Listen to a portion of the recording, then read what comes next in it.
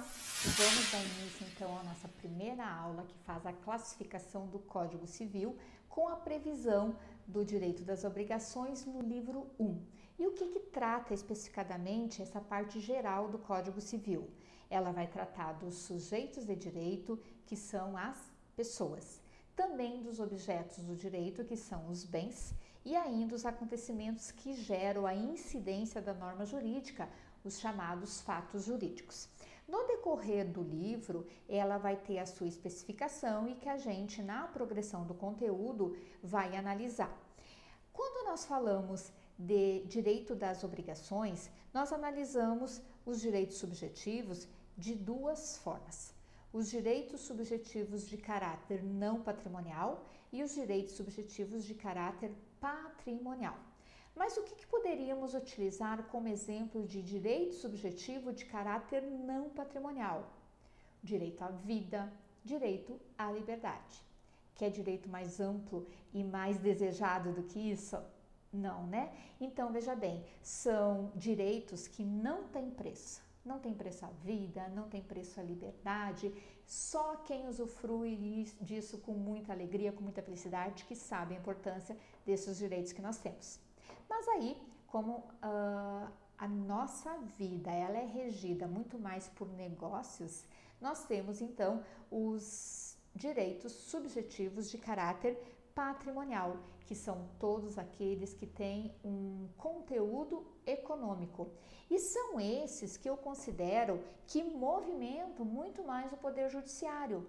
Por quê?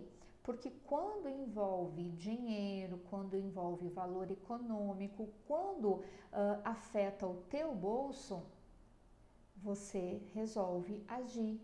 E esse agir se dá através do Poder Judiciário, via uma ação específica para que você vá buscar aquele direito subjetivo violado.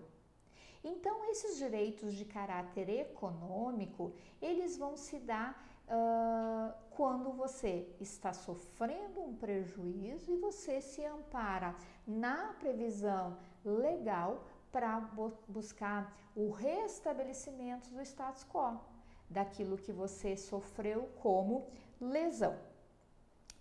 Dentro dos direitos patrimoniais, nós temos uma diferença dos direitos obrigacionais. E essa diferenciação, ela se dá em relação ao objeto, em relação à sujeição passiva, em relação à formação do direito patrimonial, que é em decorrência da vontade das partes ou da lei, certo? Ou ainda em relação à sua duração, tá? Nós podemos também fazer uma classificação em relação ao exercício e em relação à oponibilidade.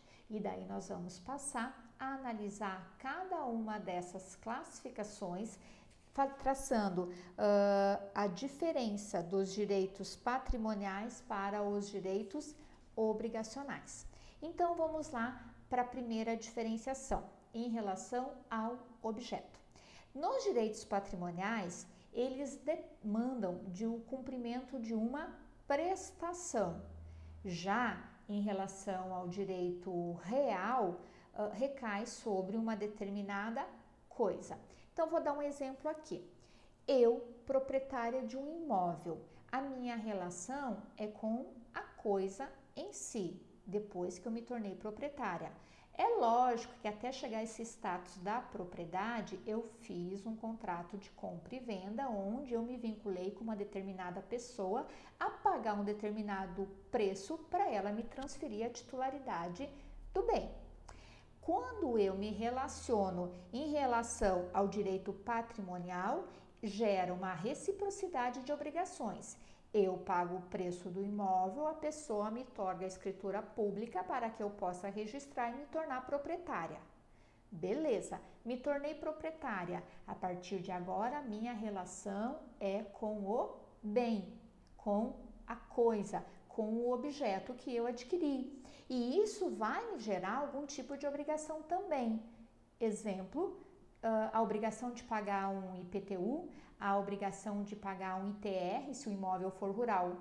Então não é simplesmente eu ter adquirido o bem e está tudo ok. Não, gera uma segunda obrigação dentro do direito real.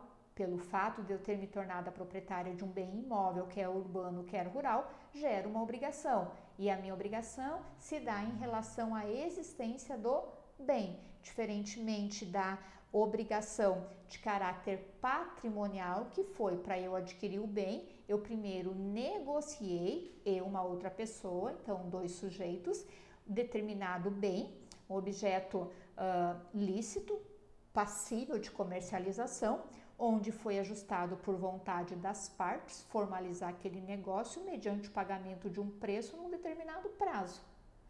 Essa obrigação firmada, ela pode iniciar, desenvolver e concluir sem nenhuma intervenção do Poder Judiciário. Basta que ambas as partes, que ambos os sujeitos, ativo e passivo, cumpram com a sua obrigação. Eu me interessei pelo bem que estava posto à venda, concordei com o preço, concordei com o prazo, minha obrigação é pagar. Eu paguei, gera obrigação para a parte contrária em fazer o quê? Me entregar o bem, se é um bem imóvel, simplesmente a tradição efetiva à propriedade, ou se é um bem imóvel, me outorgar a escritura pública para que eu possa então registrar e me tornar proprietária, e a partir daí vai gerar o surgimento ou efetivamente eu me obrigo a cumprir outras obrigações pela existência do bem. Espero que tenha sido útil essa primeira introdução sobre a relação do objeto dentro do direito patrimonial e real tratado no campo das obrigações. Até o próximo.